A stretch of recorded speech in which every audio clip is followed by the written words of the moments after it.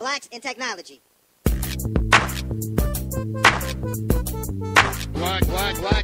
in Technology. Blacks in Technology. Blacks in Technology. Blacks in Technology. Blacks in Technology. It's too slow. Welcome everybody to the 89th episode of the Blacks in Technology Big Tech Talk podcast. We are broadcasting live from the Future History Now event that just took place here in Cincinnati, Ohio. I'm your host, Greg Greenlee. And if this is your first time listening, you can check us out at blacksintechnology.net. We are also on the Twitters, and that's at Black in Technology. That's BLKINTECHNOLOGY. We're also on Facebook, and that's facebook.com/blacksintechnology. And we have an ever-growing LinkedIn group. So just search for Blacks in Technology. You'll find us. And if you're on Twitter right now, any of you have questions for our guests, tweet them using the hashtag BigTechTalk, BITTECHTALK. Blacks in Technology is a tech-focused community and media organization. We're focused on increasing diversity in technology. We're always focused on forming new partnerships and opportunities to assist our members with their continued professional growth and development. So if you want to partner with us, or if you have any general inquiries related to sponsorship, send us an email. Contact us at blacksintechnology.net. We're going to talk about the Future History Now event here in a second, but we do have a couple of announcements.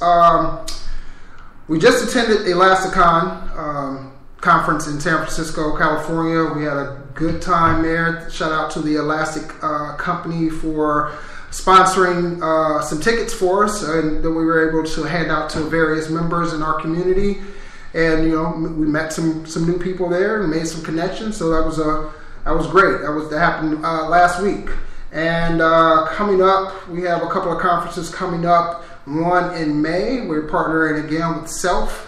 And that's happening May 20th through the 21st in Detroit, Michigan. And Self Conference is a mix of fantastic tech presentations and insightful tech talks in downtown Detroit. And it's 2 days of mobile, web, hardware, software process, and team talks to help you expand your knowledge and meet other technically minded folk and immerse yourself in Detroit's tech renaissance. Also coming up in April 15th and 16th in Seattle, Washington is Clojure West. So those of you who are interested in Clojure West and the Clojure programming language, hit us up. We have a partnership with them, and we're giving out tickets for that as well. We're also doing the same thing for Self Conference. So we do have a few tickets for those that are interested in attending Self. So hit us up, contact us at blacksintechnology.net. Let us know why you're interested, and we'll be sure to get those tickets over to you. And another thing, jobs. We do have a job posted on our job site for a front-end designer for a company called Sparkbox. They're out of Dayton, Ohio. So go check the website out, look at our jobs board, and check out the job there. And what's next? Oh, okay. So we're gonna jump right into this. Joining us tonight, and she is actually one of the organizers of this event. Hey, it's Natassia. I'm going to mess this up. Is it Malihalo? Malihalo, yes. Oh, okay, you did pretty well. She is the CEO, lead programmer at Wiser. This is Natassia's second startup. Her first startup was a hyperlocal social network for college students called Sooligan. And prior to being an entrepreneur, she studied law with a focus on intellectual property. So I want to welcome Natassia to the show. Thank you for having me. Thank you so much for having me. Yeah, so let's talk about, before we actually get into the questions that we had arranged here, let's talk about the Future History Now event. Yes. That event just happened here in downtown Cincinnati at the Centrifuge building, and it was incredible. A great turnout. Yes. What did we have? What was it? Over 150? At least 150 right, for sure. I think the capacity is like 200 in the beer hall. So we definitely had people standing up and kind of in and out of chairs. So I think at least 150 for sure. Okay. Yeah, and I did Periscope some of that. Didn't get to get the whole thing, but Periscoped a good portion of it. We had some great speakers. Yes, we did. Some great entrepreneurs and some people that are involved in the tech ecosystem here in Cincinnati. So tell me, how did this whole thing come about, Future History Now?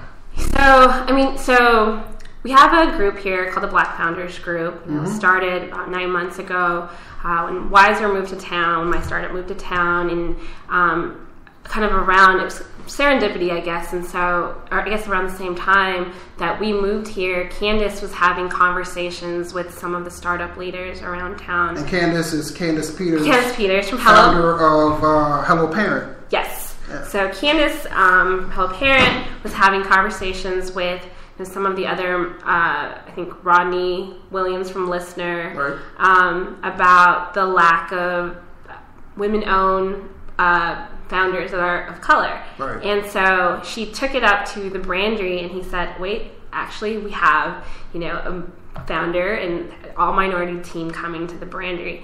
And so she organized a meetup in June, and then that became kind of a monthly thing that we did with other founders in Cincinnati. And then we realized, all of our startups in this group were doing really, really well. Most of us are funded. A couple of us went through Techstars or went through accelerators, and a lot of us was thriving in the startup field. And when you look at the landscape across the country, that's definitely not the case when it comes to minority-led startups. It's so hard for minority-owned startups to raise funding and get into some of these accelerators. We're definitely not represented. But here in one area, there's so many of us here. And so from that, we kind of decided that we needed to do more. And either was, inspire more people to start startups or bring other entrepreneurs of color here. And that's actually kind of what catalyzed this event, was just bringing awareness to,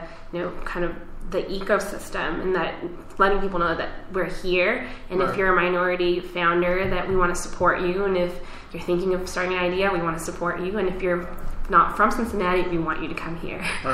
Right. And this is Cincinnati, everybody, just in case this is, we're pioneering this right now. So check us out. So tell us a little bit about the actual event. What was the purpose of the event? What did you want to achieve?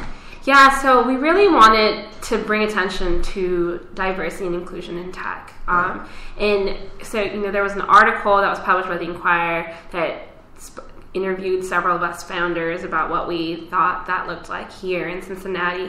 And Derek made a point that, and he said it so well, because I think this is often what I think. Derek Brazil, he's one of the founders of Mortar, and a great program here in Cincinnati that helps minority entrepreneurs that are not necessarily in tech. And so he made a point, and he said, look past the quantity, but look at the quality.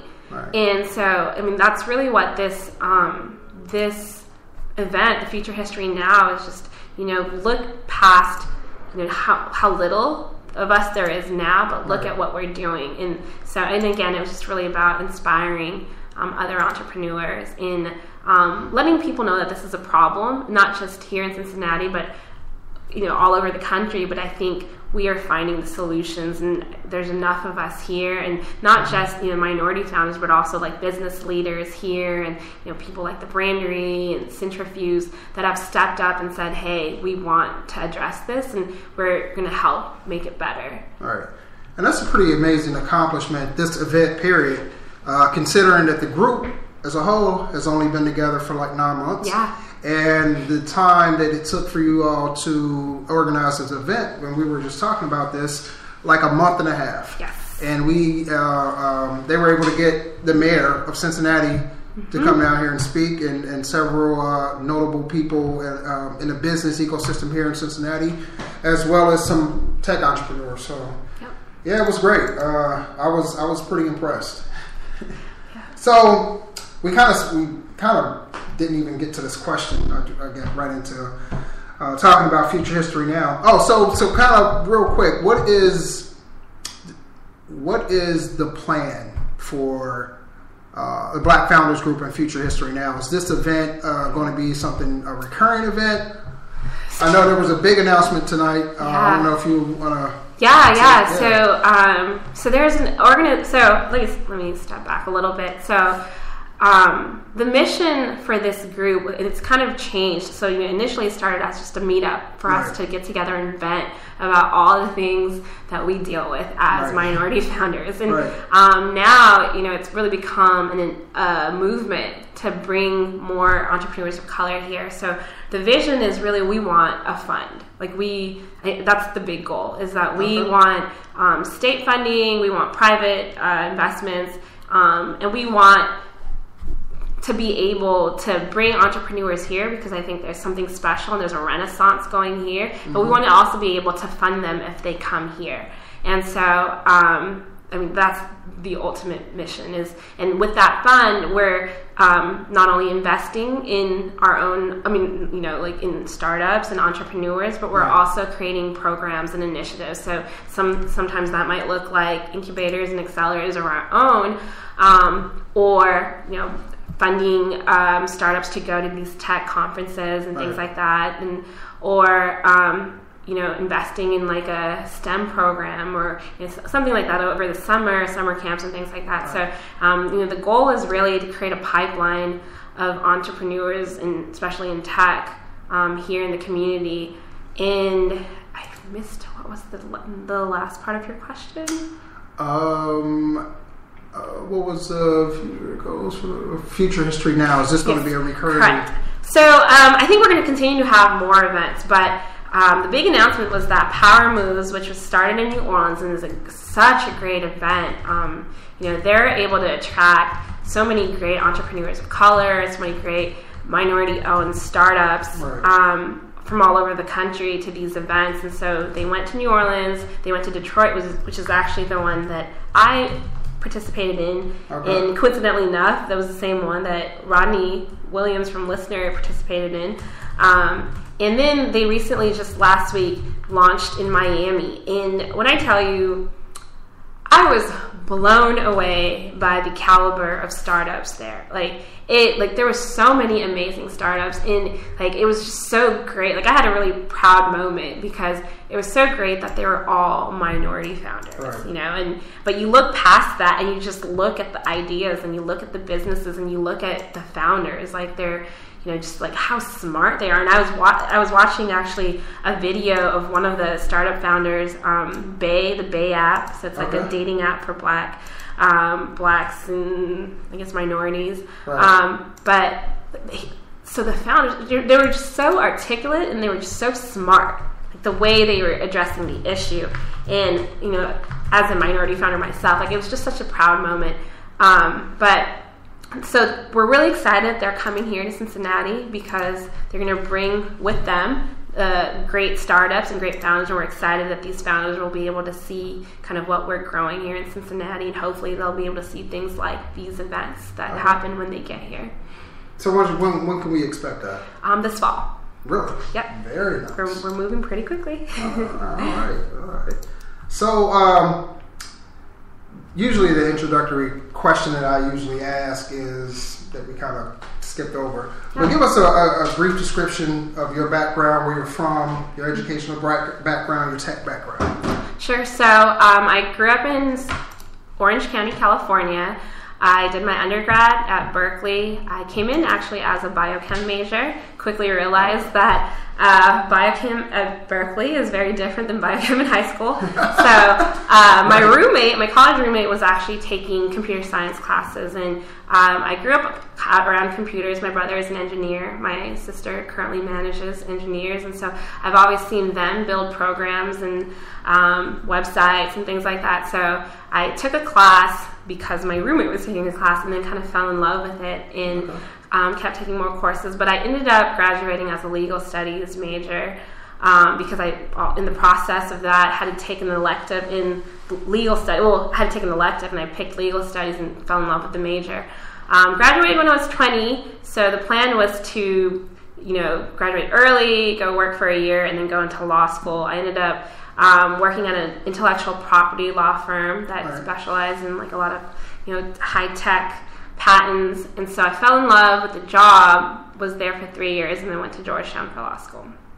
All right. So that's right. So law and then computer science. So what actually intrigued you about tech that made you say, you know, I'm going to put law to the side and go into tech?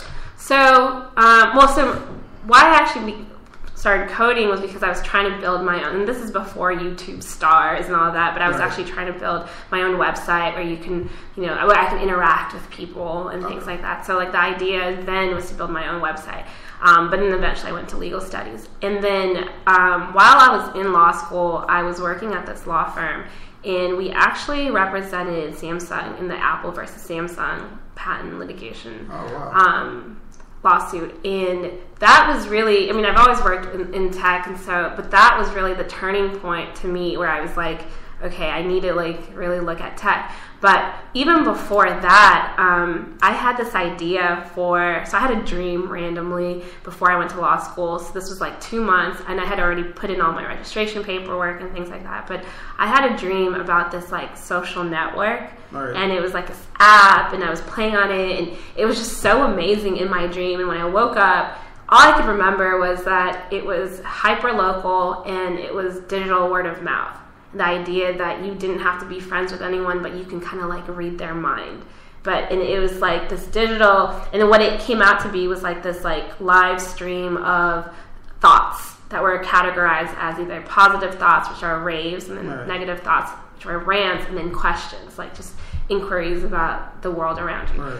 And so I thought it was like fascinating, and I told my best friend about it at the time, and she was like, yeah, that's a really great idea. But she was headed to Brazil to work. She was still in college, and so she was headed to Brazil to work on like a research project, and I was headed to law school. So, you know, I kind of like put it on the back burner and worked on it a little bit. But then when I got this job and kind of saw just how vast the tech world, and I never really wanted to be an entrepreneur. Definitely, the plan was always to be an attorney. And so I kind of saw just how much was going on in tech through my research for like Samsung and stuff, that I was like, you know, we really need to do this. We need to focus on it. So my second semester at Georgetown, I moved out of my beautiful apartment and moved into the dining room of a classmate. And so, did you do that to save money? Yeah, no, I used the money to pay for the development of the app. Oh, wow. I didn't really do that. So I was working on that on the side. We launched it that spring at Berkeley, and then, you know, after that I realized like I couldn't do law school and I couldn't do entrepreneurship at the same time, so I had to pick one. And at the same time, like I was doing research about like finding investors, and then I found out about these accelerator programs and thought, this sounds pretty amazing. Like they're going to pay you and they're going to help you build a company, like, you know. And so we applied to a bunch of different accelerators, settled on the ARC Challenge in Arkansas because it was the first class. So we figured they're going to do like a lot, you know, to kind of push the class. And there was like a cash prize, like $150,000 cash prize at the end of the program. And it was in the area where Walmart is headquartered. And so we were like, oh, and most of the mentors are all from Walmart, so this is going to be like great to get connected. So we moved to Arkansas, and we got into the program, and we moved to Arkansas, and I kind of never looked back at law. It's worked out. Yeah, I mean, now it is. Right. Like when I was sitting there watching, like, you know, looking at my Facebook, and all my friends that graduated and became attorneys are eating at 5-star restaurants, and I'm eating cup noodles, and you're kind of like, what happened here? So take it back just a little bit to your time in school. So, you know, you enroll in these comp sci courses, right?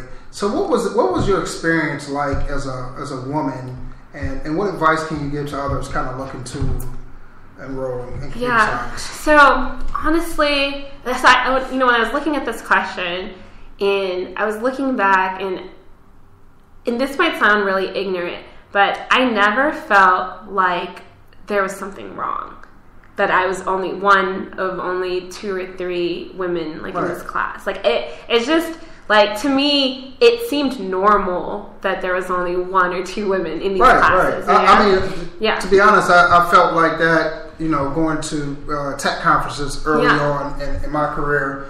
I was never made to feel outcasted during that time. Right. So it never kind of dawned on me that, like, hey, I would see maybe a couple of, people of color at these tech conferences. But I think that's kind of tied to the perception of tech in general, right? And who's visible in the tech scenes, who do we grow up seeing, and who do we even grow up idolizing as like tech entrepreneurs, and all those people are faces, are pretty much white males, and so when you get into these environments, you just kind of feel like that's what it is, and that's how it is, that's how it's supposed to be. So sometimes it doesn't. It took me a couple of years until I kind of had that aha moment, like, hey, for me, and I always tell people this, it was, you know what, I'm having a great time here. This is a great environment to learn. If only there were more black people here. Like, they would be able to experience what I'm experiencing right now. So, and like I said, it took a couple of years for me to kind of have that moment. Yeah, so I mean, exactly, like, in my classes, like, I never felt like there was something wrong, or it was like, it was bad that I was the only person. Like, tech looked like white males. And, so I think it might have been abnormal if there was more women in the classes, or there were more, people of color, So I think going through the classes, like, I never felt like, I was treated differently, although, like, looking back, people definitely didn't interact with me, but I never made, I never felt like I was, like you said, kind of casted out or anything like that. But I do remember that, like, my instructor at the time, one of my classes, one of my instructors, he was a graduate student, and he had just gotten hired by Google, and so he really was just trying to wrap up this semester, I guess, at Berkeley, and so he was just trying to get out. And I remember, like, so I would always ask him questions, and I was always, like, getting feedback on some of my code, and I remember him just saying, like, God, Natasha, like, why are you here? And I remember that, and like, looking back, like, I guess at the moment, I just felt like maybe he was, and I think I made excuses for him that he was just frustrated and he was tired, but, like, in context now, it was kind of like, this is, it felt very like a man's world, and I mean, you take the comment, however, it was, I don't really know what it was meant, what was meant behind it, but looking back, like, it definitely felt like, he just expected, and in that class, actually, I was only one of 2 women, in that class, and so, I guess now that I'm a founder and I'm going to these events, like, looking for connections or networking, it feels a lot different than when I was coding, in the Bay. So. Yeah, I can relate to that. Even going to not even just the tech conferences, just being in a career, you'll have people who would. So, for instance, one of my very first jobs, I guess, in tech was in tech retail. I worked for Micro Center as a sales associate. So you would get people that would come up to you and ask you questions about some certain adapter or accessory or whatever. And so, like, they come up to you and they're like, hey, I'm trying to, I've got a serial printer, and I need an adapter to turn this into a parallel port or something like that. And you'd be like, oh yeah, well, here's an adapter. This will work for you. And right after they ask you, they will turn to your colleague who was white and ask them the very same thing. Wow. Right, like, within feet of you. It's not like they're, it was like, they'll look at it, they'll look at the package, and they'll turn to somebody else and say, hey, I'm looking for, they'll give them the same exact answer. Yeah. But at the time, you kind of just like, well, all right, whatever. Yeah. Right? Yeah. But now when you look back on it, it's like, oh, he was really second guessing my knowledge. Right. So yeah, I've dealt with that, and you look back on it now, and you start to see, like, those type of, I guess, those type of situations that happen as you were coming up. So what advice would you not? So you say you didn't really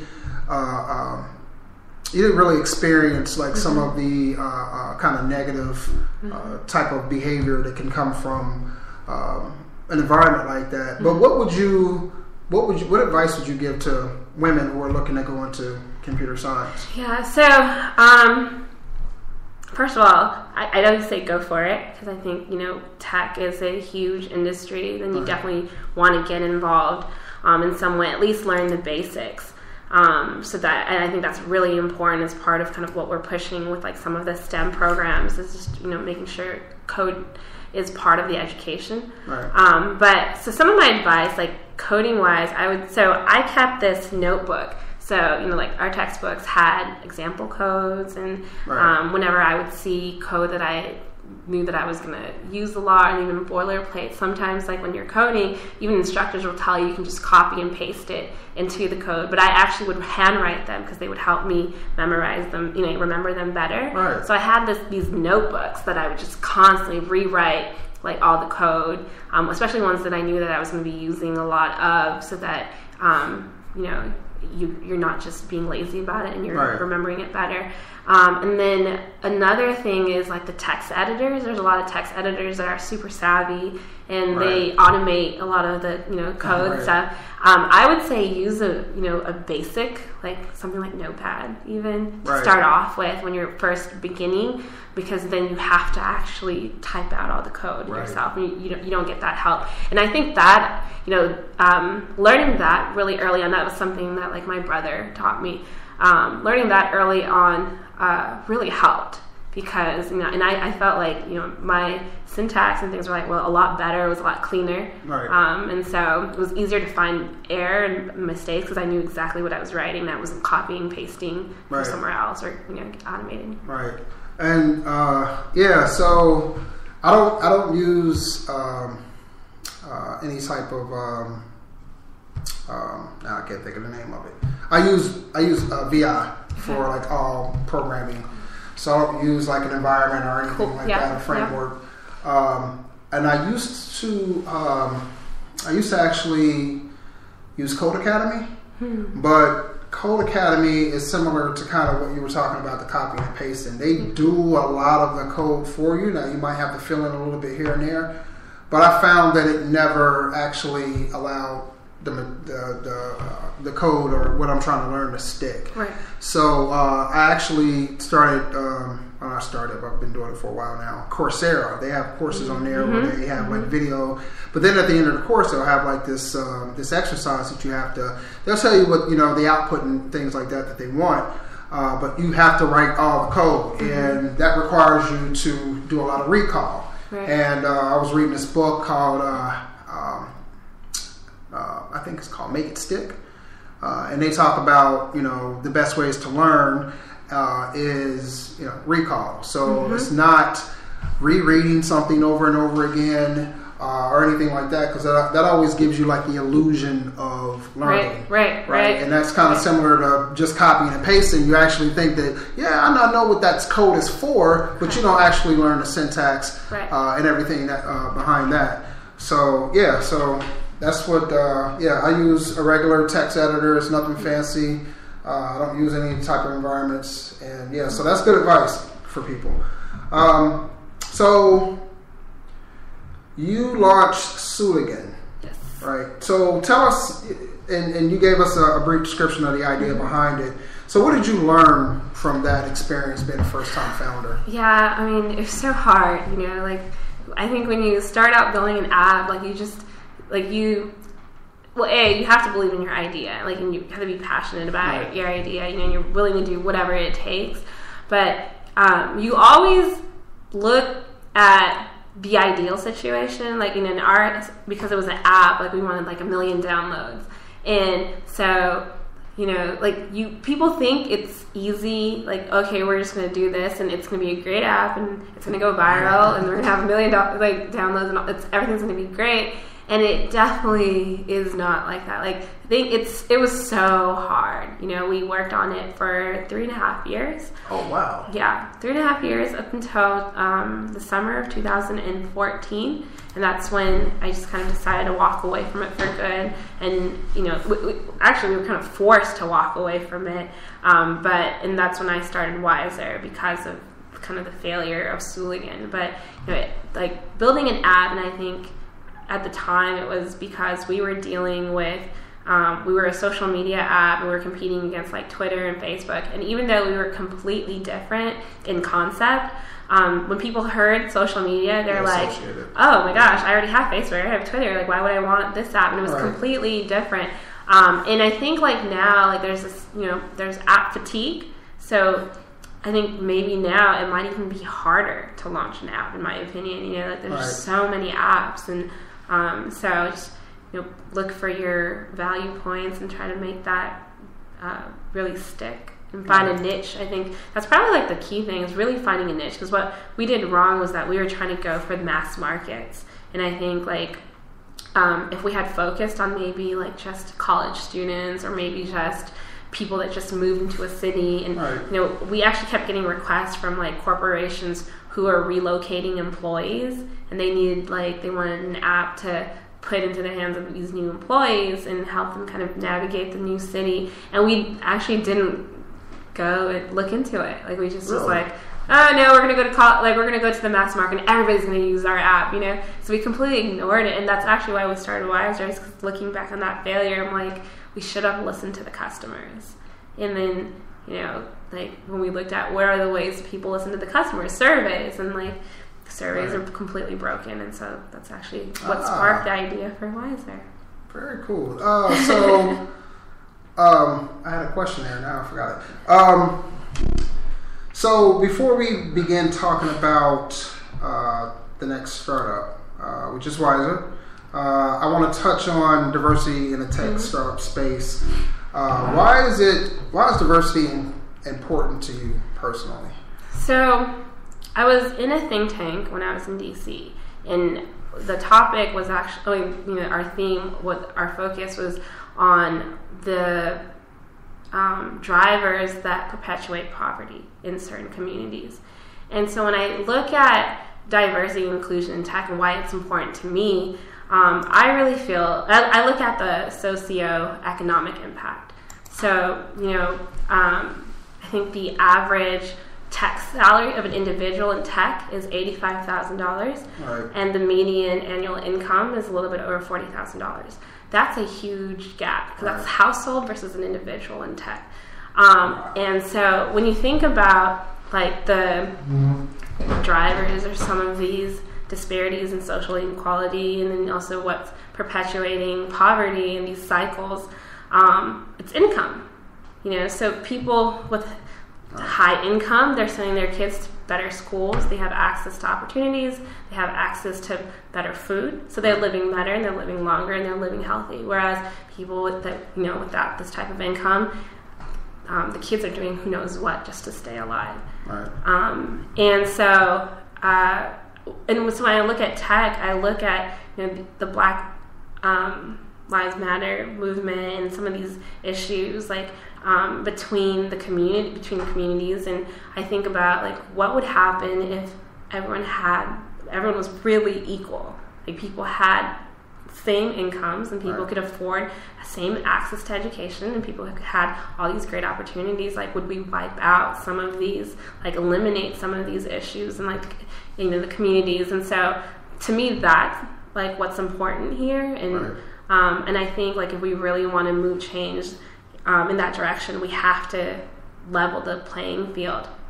So something like really interesting also came up like during, you know, kind of like the past few years and months as some of these like police brutality and issues came up, was that so a lot of my friends are all lawyers, you know, and so like, you know, when they were when kind of all this was happening, like, there was a huge discussion amongst us about going after jobs that are actually that in their, well, what we were discussing was that actually made a difference. And so you could be pushing all these initiatives to change the law, and you could do all these things to like create these like new patterns and new laws or whatever in the community. But if you didn't have people in like the judge's position, and you didn't have people on the Supreme Court, and you didn't have people that are actually making the decisions on these case by case basis, then none of it matters. Like, people break the law all the time, so you're really we're pushing all these like changes in laws and all these like things, but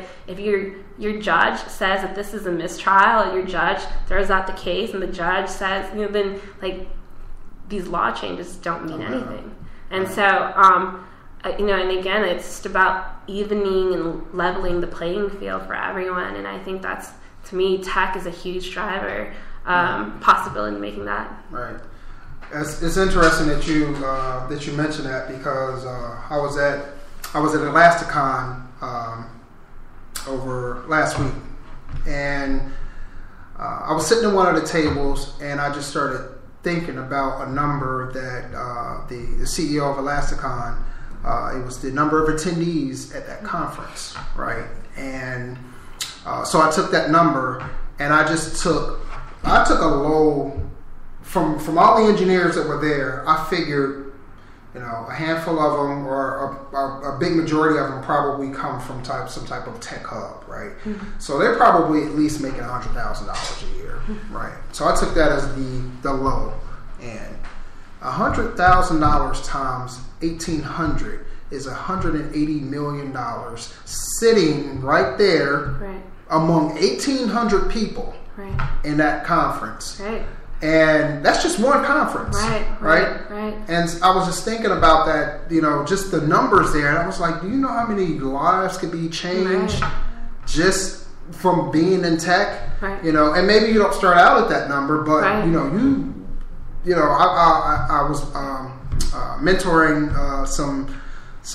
some people from the Perscola's program here in Cincinnati, and they do entry level tech training.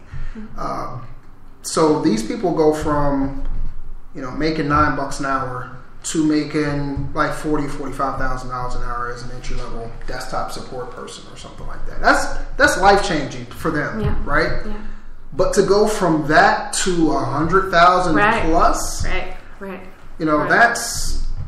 that changes a lot. Oh yeah. And so I just sat there thinking about it like, this is, we have to push harder, and we got to do more, because. And out of all those people that were there, there were probably maybe a handful of minorities there. Yeah. And the rest of them were, white males, white females, but a majority of white males. And, that just had my mom thinking, like, this could change the lives of so many different people. So, I definitely agree on that aspect. So, what's next? So, what as a woman of color, what challenges have you had to overcome just in the tech startup scene? Yeah, there's so many. So, I generally try to stay away from talking about like my experiences, because I never want to detract from what Wiser is doing, the progress, and kind of what we've been able to accomplish. But I will say that it's definitely has not we walked away from a $500,000 investment last year at the beginning of the year, and kudos to my co-founders, who I just absolutely love so much, because they were okay with it. And that's huge. Yeah, but what happened from that was because I already felt like they didn't actually, the investors was just a bad fit. They didn't believe in us. They didn't, I didn't think that they really understood what we were doing, but everyone else was telling them, this is such a great idea. And they kind of felt like, okay, well, let's test them. And I feel like some of the things they asked us to do, they would never have asked other people to do. And I think it was because I'm a woman, and, I'm a woman of color. Right. And at first, you kind of ignore it, because you're kind of like, oh, this must be how everybody else gets treated. They're going to want you to to prove yourself. So, and I kind of kept going with emotions, like with all the BS. Like I just kept putting up with it. And then someone on my team said, one of the investors asked her, is anyone in your family, she's also a person of color, and she said, he asked her, is anyone in your family like on drugs? Because if we invest in you, will you use the money to help them? And so after you grab that person by their throat, and then there was some other. There was a series of comments, but that when I and she didn't tell me because she didn't want that to be the reason why we didn't get funded. And that's the kind of team that they're so loyal that they I've been so blessed. I have such a great team, but they were so loyal and they were so focused on the vision that they there was a lot of other comments that were made that was just unacceptable, that were not okay. And I found out there was comments made to some of my other founders, and but they just kept it to themselves. And then but when I heard that, I was like, we're done. We're not going to do it. And then kind of everything else was put into perspective, all the other things that was happening. And so we just walked away. And when I told my co-founders, we're just going to leave.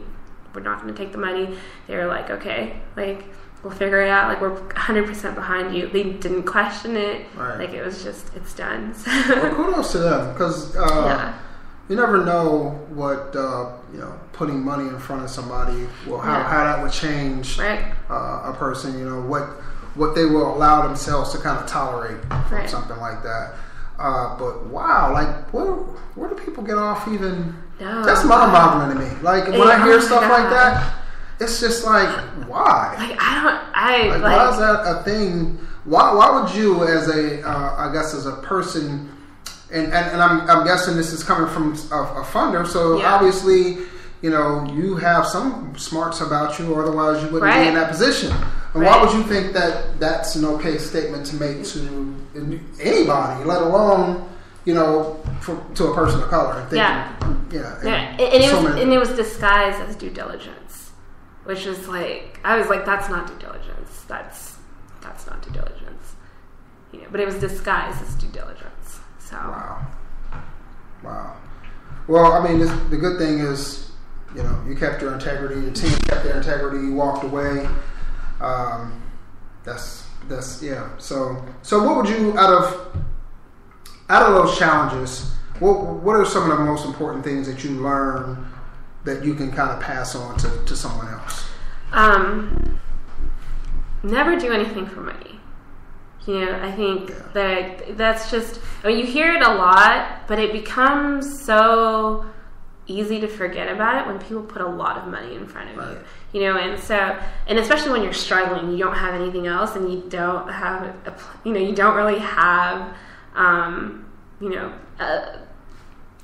anything to guarantee that someone else is going to put more money in front of you, or someone else is going to invest. So, but I think you definitely have to have integrity, and you have to believe in yourself enough to know that when something's just not a good fit, and you can't make decisions based on money. I think if we had made decisions based on money, we would definitely not be here. And so it kind of ties into building a startup. Don't build a startup because you want to get rich and because you want to make a lot of money. You build it because you believe in it so much that you can't do anything else. Right. So it's like this two-way relationship between you and the funder. They have to believe in you, and they have to show that as well. Exactly. And it's not just a money play for them. Exactly. My co-founder has this line that he always says, and he's always they don't really want to. They don't really want to see what we can do. The last thing that they need, and he always says the worst thing they can do is give us a lot of confidence, and because we'll just be out here really doing what we came here to do. And so in our lead investors, so we have Brad Zapp, who, as you've heard, his fund invested in 53% minority owned founders. I think that's that's very, very high.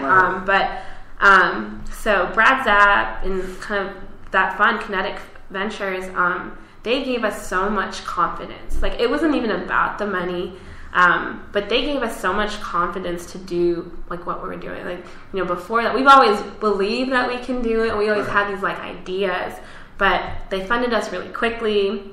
They got us all the introductions that we needed. And then, you know, and I remember this conversation I had with him because, like, you know, when you have nothing and all of a sudden you have, you know, a huge amount of money in your bank accounts, you know, like, you like almost don't want to touch it. Like the day that we got funded, so I had always told the guys, like, you know, when we get funded, we're gonna go have this like great steak dinner at Jeff Ruby's or whatever that steakhouse is there. So we're gonna go do that. Free plug there. But like, want to see our check.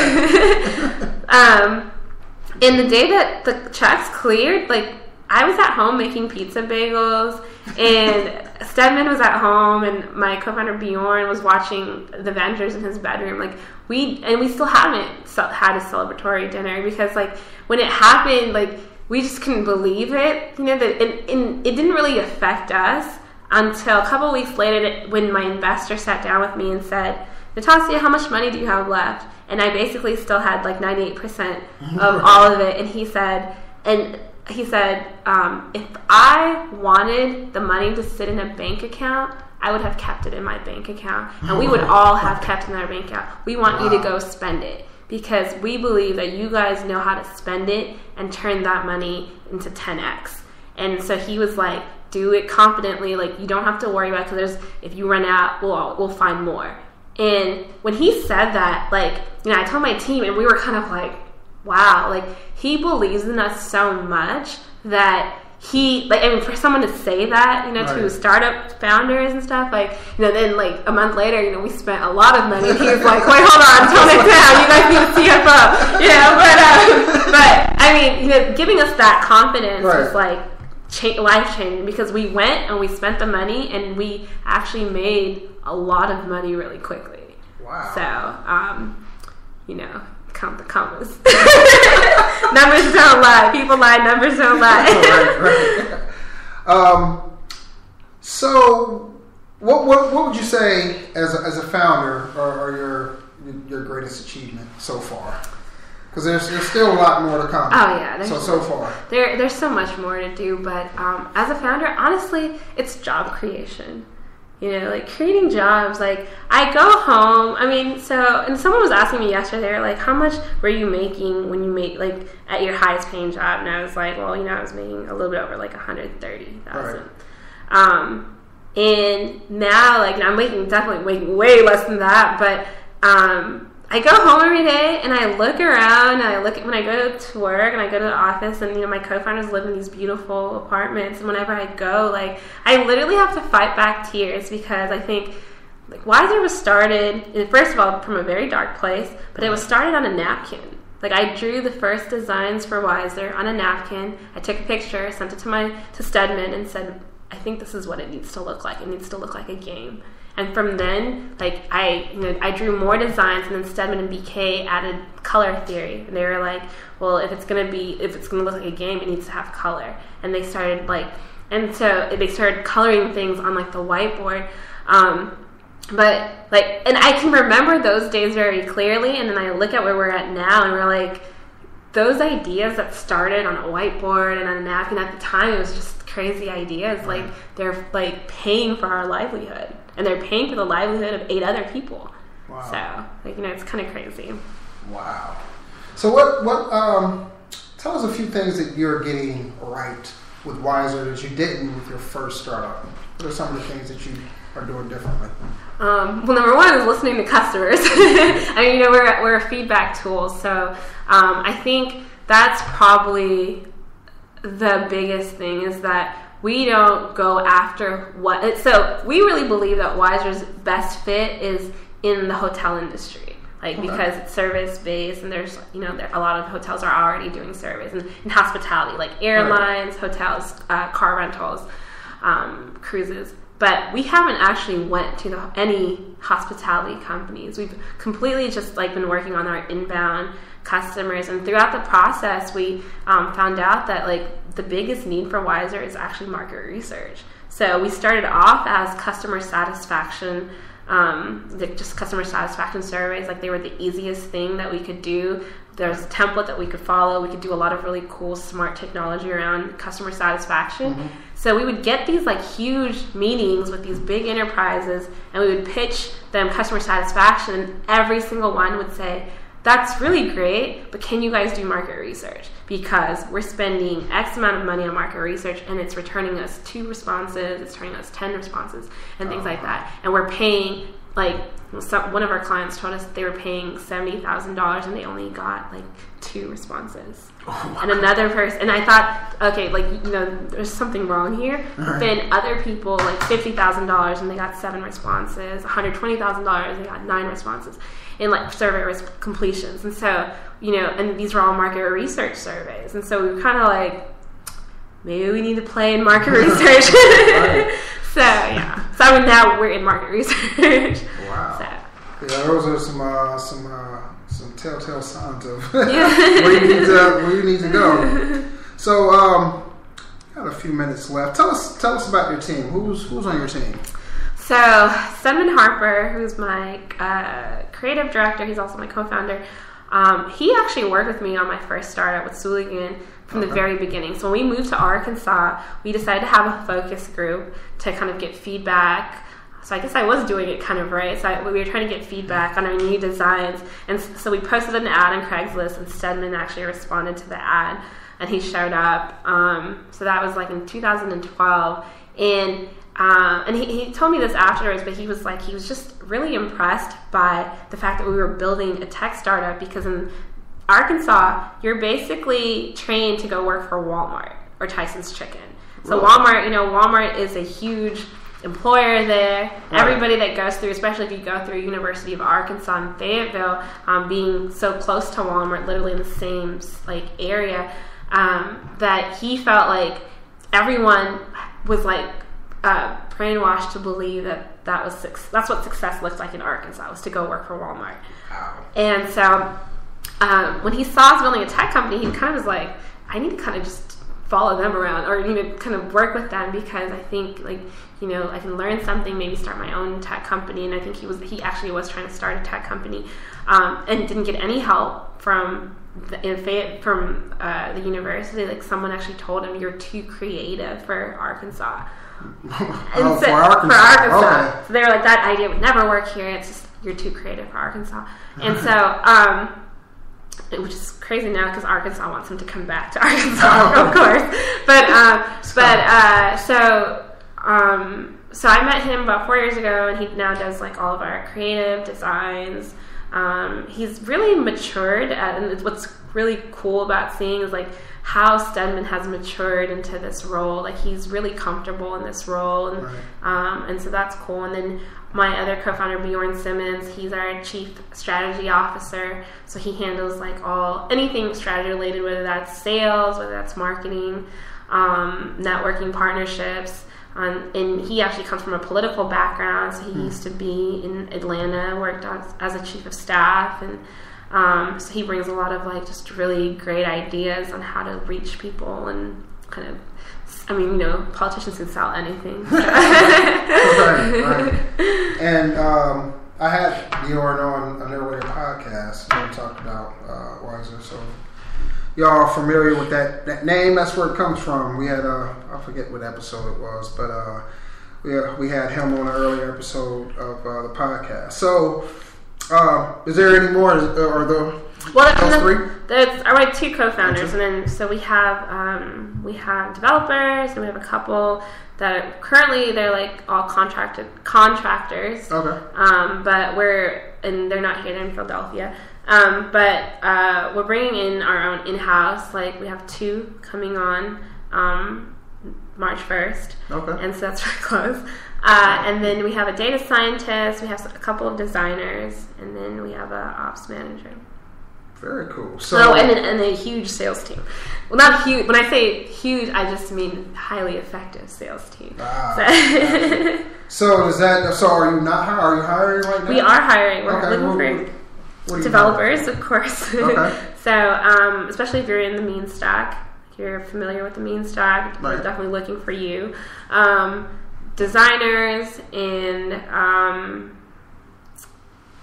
I guess an ops manager, a project manager. Okay, all right.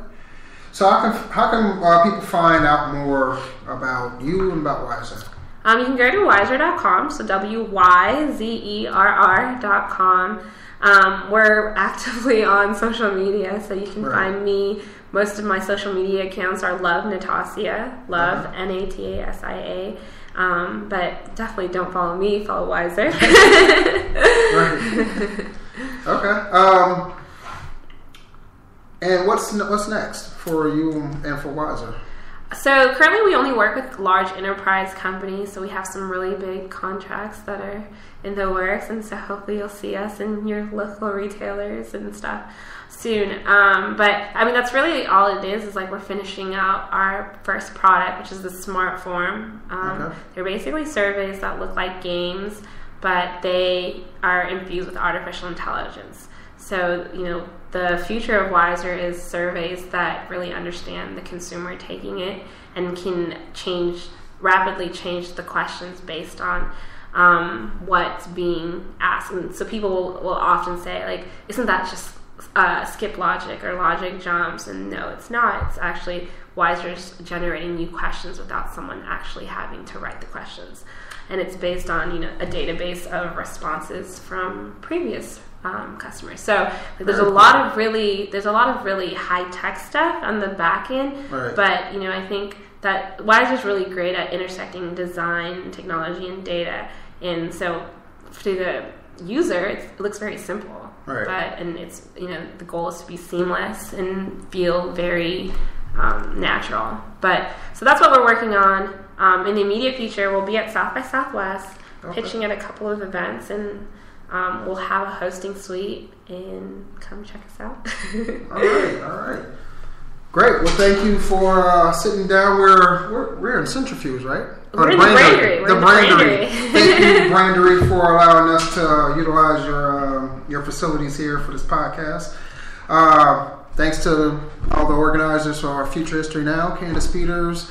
Who else? Bjorn Simmons, Stedman, the Mortar guys. So Alan, Derek, and William. Right. Cynthia is doing it big, everybody. Yeah. This is where you need to come if you want to start a startup. Yes. Come here. Well, thanks again. Thank you so much, Greg, for having me.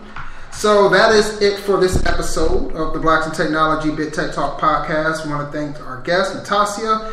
If you like what you heard tonight and you want to let us know, you have any suggestions or comments, email them to us at contactus@blacksintechnology.net. Join us next week, not in 2 weeks, but next week, for podcast episode number 90. We're on our way to 100. Wow. So we're going to have, our guest is going to be Camille Eddy. She's a mechanical engineering student at Boise State University, and she interned at Hewlett-Packard. So during her first year at Boise State, she helped plan and host a downlink with the International Space Station, where astronauts talk with Boise State students from space. She has also completed a NASA undergraduate research program as the leader of a student team who built a tool to help NASA plan their future manned mission to an asteroid. That is going to be pretty exciting. So join us next week, same time, same channel. And remember, tech yourself before you wreck yourself. Take care. Have a good night. Blacks in Technology. Blacks in Technology. Blacks in Technology. Blacks in Technology. Blacks in Technology. Blacks in Technology.